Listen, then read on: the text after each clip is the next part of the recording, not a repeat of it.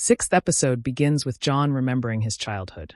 When he was 8 years old, his father took him to hear a preacher named Billy Grace, who held his sermons under a circus tent.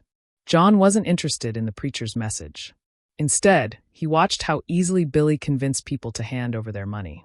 John was especially confused when his father donated a $20 bill even though the family struggled to afford basic necessities. When the collection plate reached him, John secretly took the $20. His father caught him and forced him to return it. John became angry because he believed his father had allowed himself to be manipulated. Later that night, John returned to the circus tent and stole the entire collection plate, which contained $942. That became his first successful theft and the beginning of his life as a con man. He learned that the best way to take something from someone was to understand them well enough that they would willingly give it to you. Years later, John passed those same lessons on to Lucky. In the present, Lucky is determined to make a deal with Agent Billy Rand. She agrees to give the FBI the missing fortune, but only if she receives immunity from prosecution and John's sentence is commuted. Rand tells her that returning the $10 million isn't enough. She also wants Priscilla and Wayne Whitaker. Lucky understands that getting Whitaker will be difficult because he rarely appears in person and normally has other people handle his business. However, Rand refuses to compromise. Lucky can either face the consequences of everything she has done or cooperate with the FBI and try to secure her freedom. She chooses the second option. Lucky no longer wants the money. She wants a normal life. She wants to stop running, stay in one place, and finally have the freedom to decide who she is without another con or escape controlling her life. John initially doesn't believe her. He assumes Lucky must have another plan and asks what her angle is. Lucky tells him there is no angle. She really intends to give the money back. Later, while they are together, John tells Lucky that he is proud of her. That gives Lucky the opportunity to finally confront him about their past. She tells him she never wanted the childhood he gave her. She wanted school, friends, and ordinary experiences. Instead, she spent her childhood learning how to disappear whenever John lost a gamble, crossed the wrong person, couldn't pay the rent, or needed to escape someone. Lucky tells him that she wasn't learning how to live. She was learning how to run. John argues that he was preparing her for a world that would never show mercy. He taught her to read people, recognize danger, and think several steps ahead because he believed those skills would keep her alive. To him, those lessons were a form of protection. Lucky sees them as the reason she never had a normal childhood. She also explains that every alias, scam, and disappearance left people behind who believed they had been betrayed by her. She doesn't want to continue being that person. Lucky finally tells John that she isn't the person everyone thinks she is. Then she reveals something John never knew. 2 years earlier, Lucky secretly worked with Rand to build a case against Priscilla. She believed Rand would honor their agreement and leave John alone after Priscilla was arrested. Instead, Rand arrested both of them. Priscilla eventually got out, while John remained imprisoned. John is furious that Lucky trusted Rand.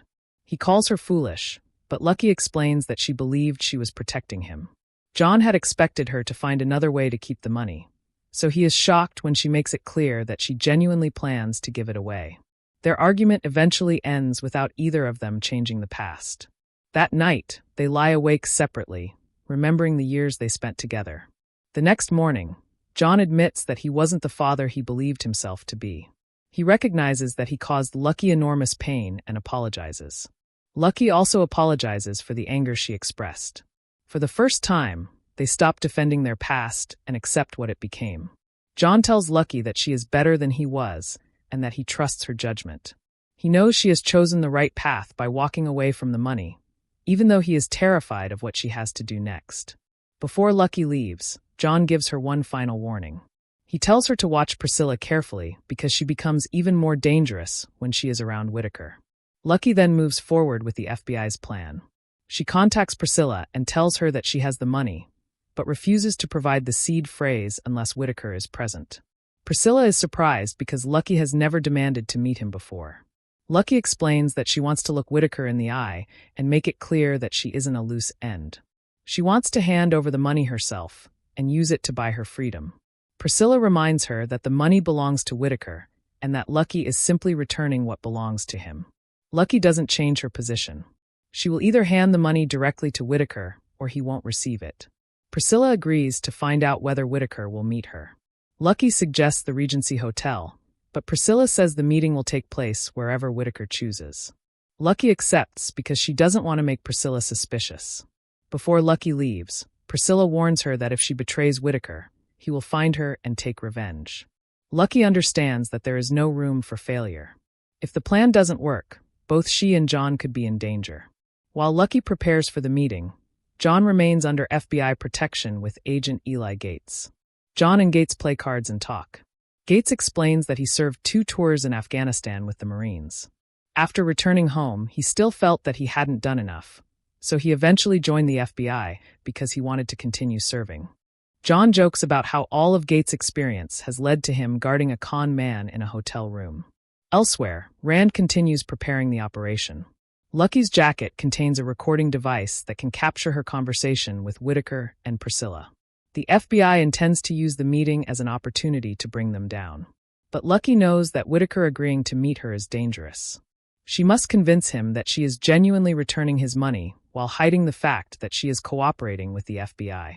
John can do nothing but wait for her return. While Lucky prepares to meet Whitaker and Priscilla, John is left at the hotel with Gates. John is still worried about sending his daughter into such a dangerous situation, even after accepting her decision. He knows that Lucky has spent her entire life dealing with the consequences of the world he introduced her to. John also has a confrontation with Rand. He attacks her personally, accusing her of choosing her career over her family and suggesting that her children must resent her. Rand refuses to defend herself. Instead, she tells John that unlike him, she never turned her child into a commodity. The accusation forces John to confront the way he raised Lucky. He always believed that teaching her to steal, deceive, and manipulate people was his way of protecting her. But he now has to face the possibility that he was using her abilities to maintain the life he wanted instead of giving her the life she deserved. Meanwhile, Lucky continues with the plan. She meets back at the hotel. John waits with Gates. Everything is quiet at first, but then Gates hears something outside. He asks John if he heard it too. John hasn't. Gates immediately becomes alert and removes his earpiece. He tries to contact the agent stationed outside, but receives no response. Gates realizes that something is wrong. He takes his weapon and carefully moves into the hallway. The hotel has gone silent, and he searches for the source of the disturbance. A gunman suddenly appears. Gates reacts quickly and shoots the first attacker. But before he can secure the area, another man emerges from behind him and shoots Gates twice in the back. Gates collapses. The attacker approaches him with his weapon raised. Inside the room, John hears the gunshots. He immediately calls out for Gates, but receives no response.